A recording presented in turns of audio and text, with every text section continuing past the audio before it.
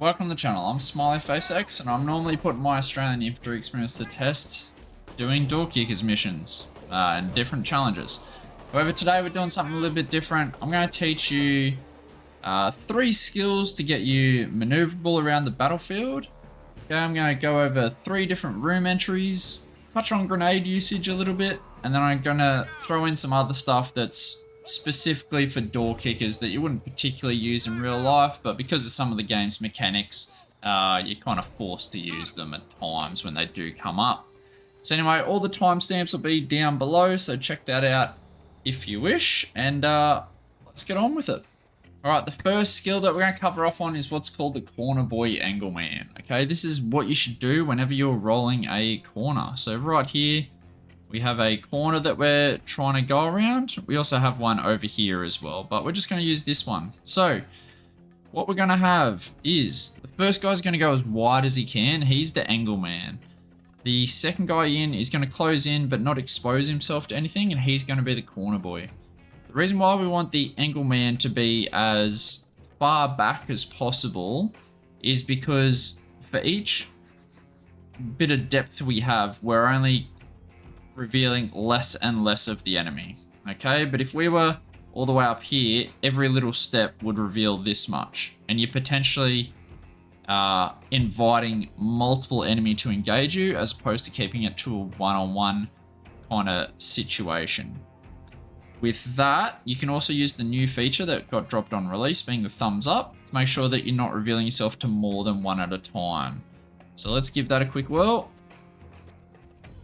And it looks good, okay? Now, what does the corner boy do? Why do we put this guy on the inside?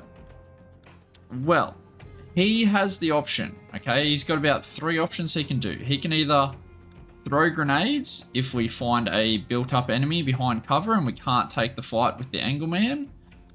Or, if it is a good situation, such as what we have over here, then we can potentially pop and have 2 rifles up, so that if an enemy would just swing around, we got 2 rifles up instead of the 1.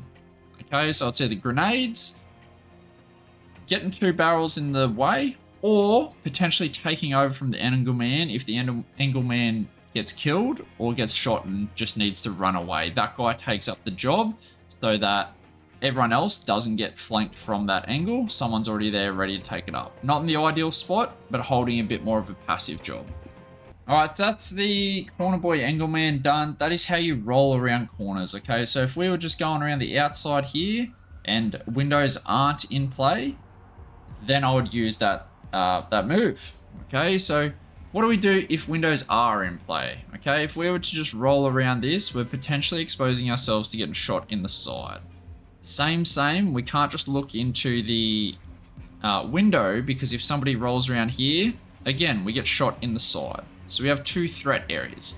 So the move that we use to, I guess, defeat this threat is what's called plating, okay? So the inside member is going to take the aperture, whether it be a window or a door or whatever it is, okay? And the outside member is going to hold long.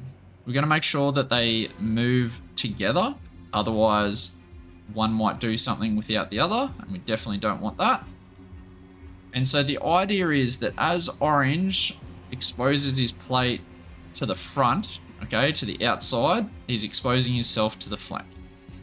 Smokey is going to use the front of his plate to not let that happen. So if rounds do come, hopefully they hit Smokey's front plate as opposed to Cessna's side plate, which is why it's called plating.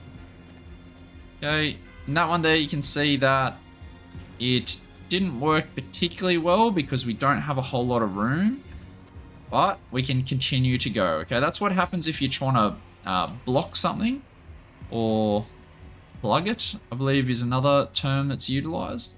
Okay, if we're just trying to bypass, it's the exact same thing. So let's see the bypass move. This guy's a little bit in front. We've got to make sure we're synced up. Otherwise, the plate won't work, right? If orange gets in front, he gets shot. If light blue is in front, it's not as bad because as they come around the corner, orange still has the angle. But definitely, orange cannot be in front. And that's plating. All right, so we've had the corner boy angle man, we've had plating, and now we're going to go on the T drill. Okay, the T drill is where, funnily enough, you hit a T like what we have here. We're coming this way and we're hitting a T. Turn your head sideways, I'm sure you can see it.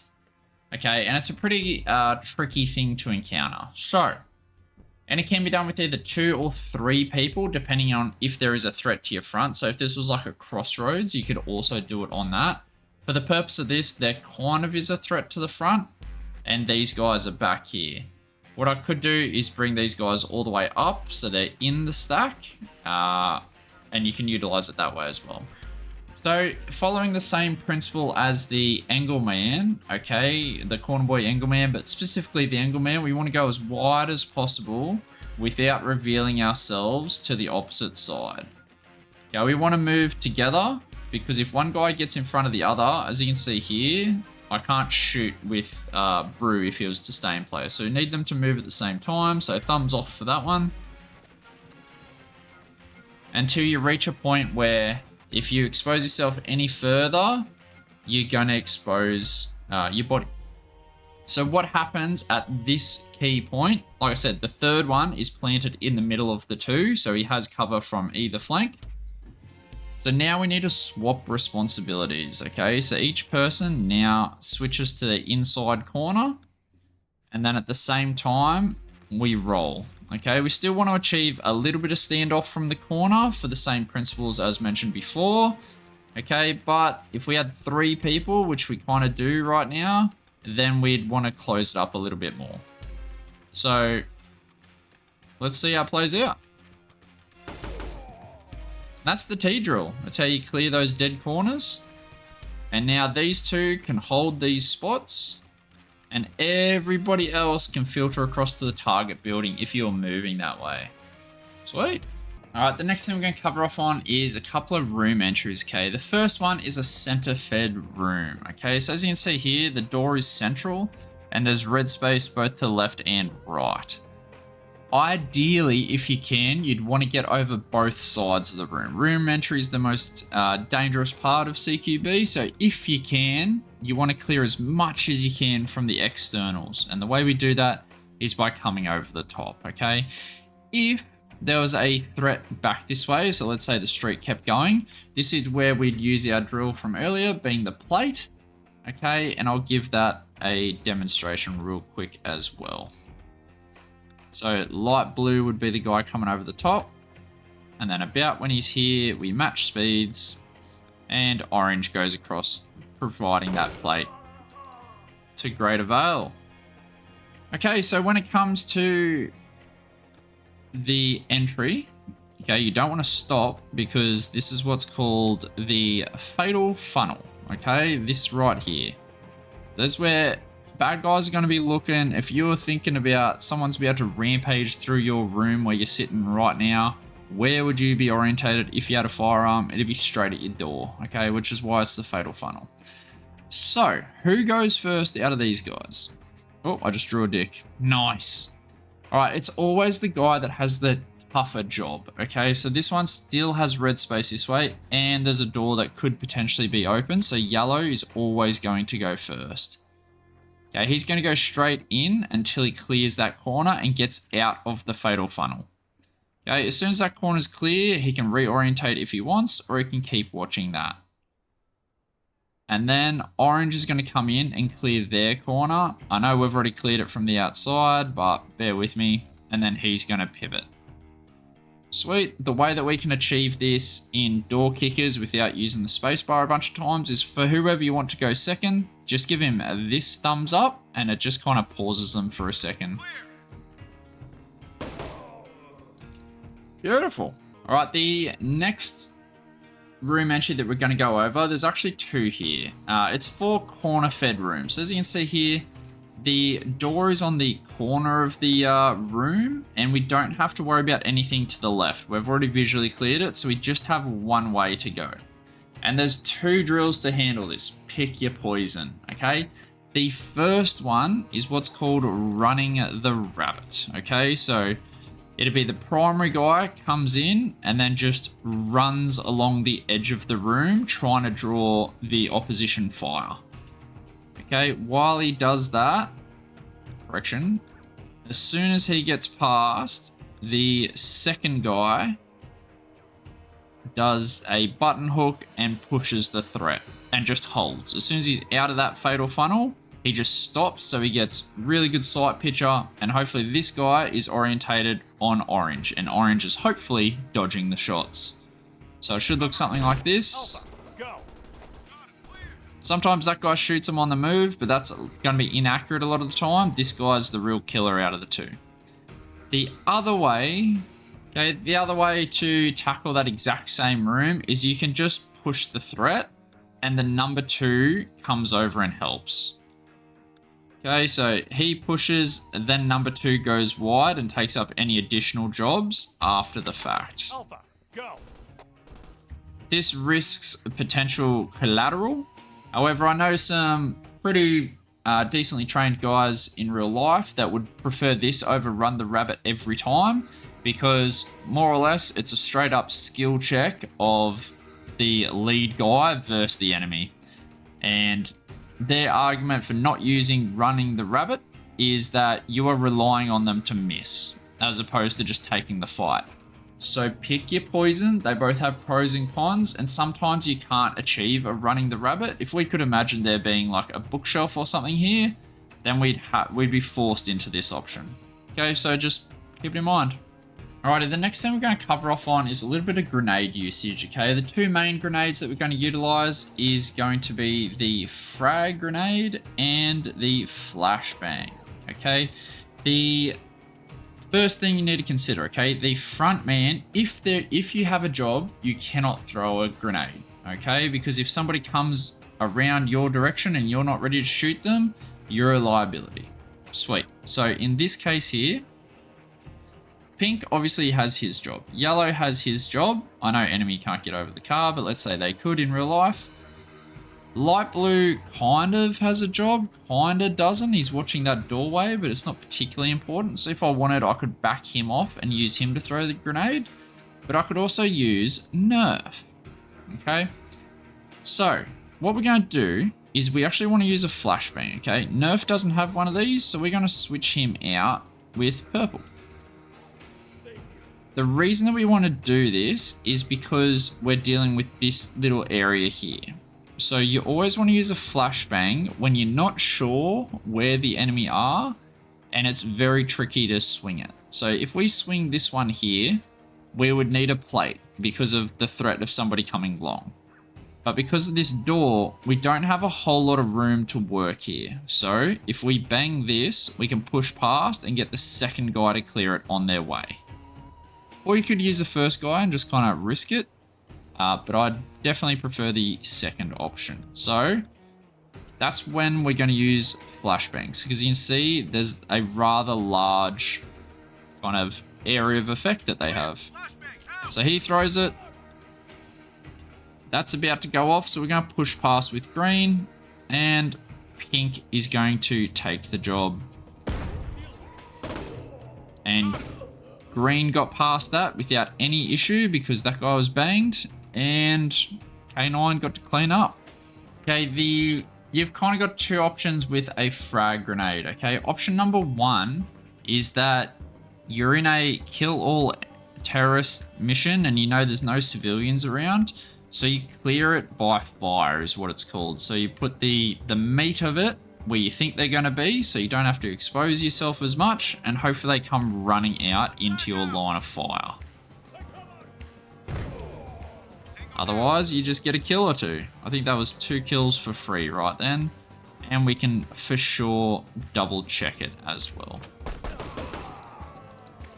Yeah.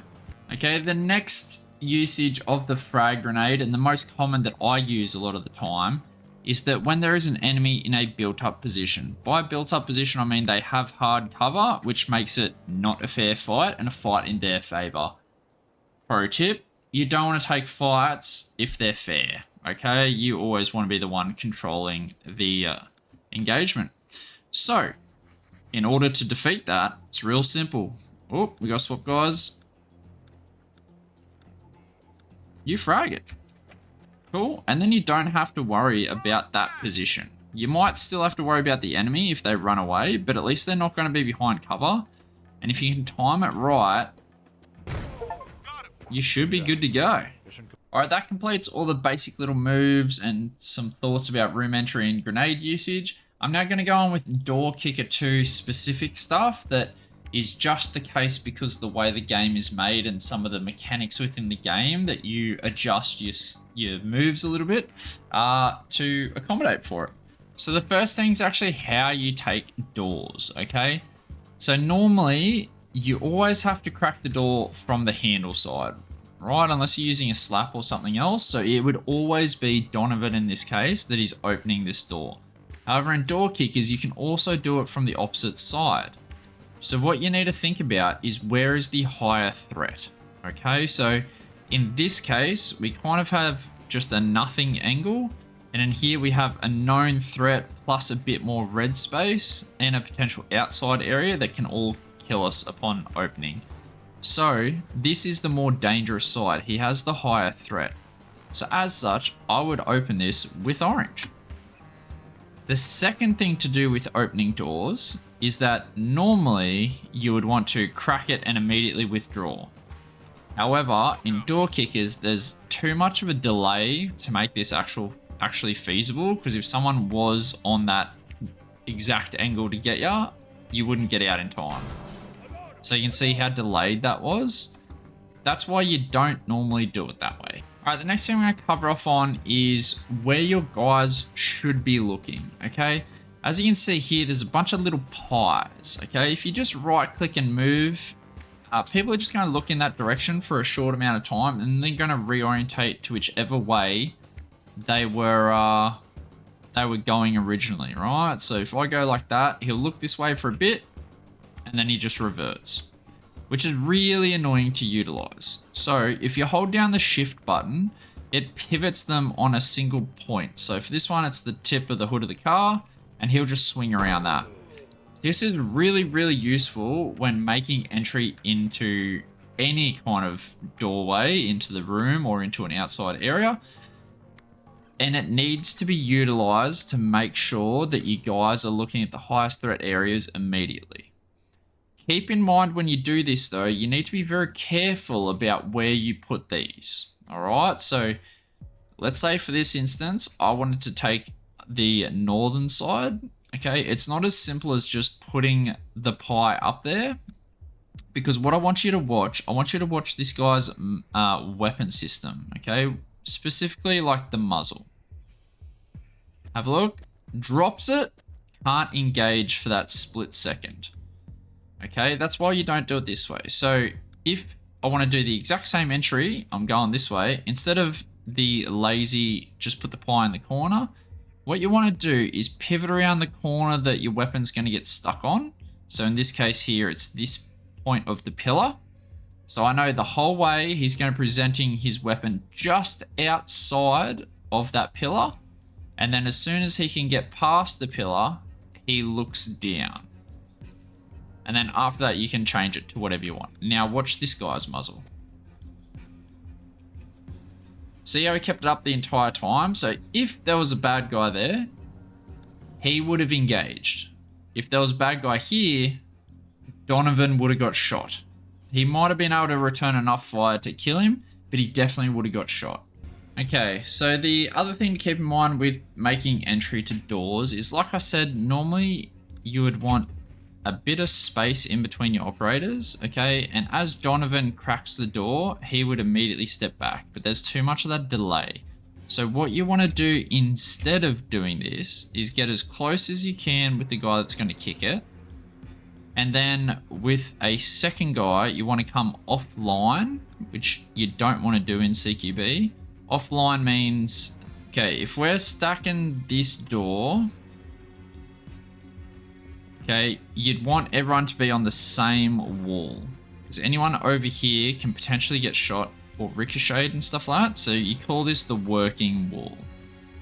So coming offline, which is what currently Bassner's doing, is something that you have to do in door kickers because this guy can't crack the door and run away quick enough.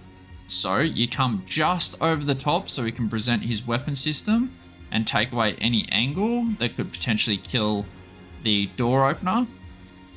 Keep in mind that this isn't bulletproof. Sometimes there are super tight, super specific corners that you just can't help. But this is generally how you want to crack doors. And then from there, again, eat as much as you can from the outside. So the last thing I want to cover off on is that flashbangs don't actually affect friendly units in this game. So you can peek a little bit earlier, especially if you expect there to be a bunch of bad guys in that area. And you can just clean them up because you get in there a little bit before the bang goes off and you're not actually getting affected by it. Keep in mind that frags, and I believe stingers as well, do affect friendly units, so definitely keep that in mind. This guy's just throwing it. I pop early and then I go, and as you can see, it's just the HVT that's fucked up, it's not me. Anyway, I hope you enjoyed these tips and tricks, and hopefully you can use them in your own missions. Like I said, there's only 3 little maneuvering ones, being the corner boy, Engelman, the plate, and the T. Okay, the different considerations for room entry, whether it be a center fed or corner fed. How to use your grenades when you use a flash versus when you use a frag. Okay, and then some of the door kicker just stuff you have to do because of the game, being how to handle doorways, where to put the little pie when you're making entry to make sure that the muzzle stays up the entire time, as well as flashes don't affect your guys. And I should mention as well, even though your characters can vault over things such as these little walls, NPCs can't, okay? So the enemy can't, HVTs, hostages, none of them can. So use that to your advantage. If you hop over something and go that way, just remember you can't get flanked from that direction, so you don't really need to drop a guy on security in that direction. Anyway, I hope you've got something out of this video. Let me know, and if you're interested in setups and how to set your dudes up for success, I have a video on that as well, and I'll put that on the end screen as well, and I'll probably throw it in the description if I can remember to do that. Anyway, I'll see you on the next episode of whatever I've got going on at the moment. Peace!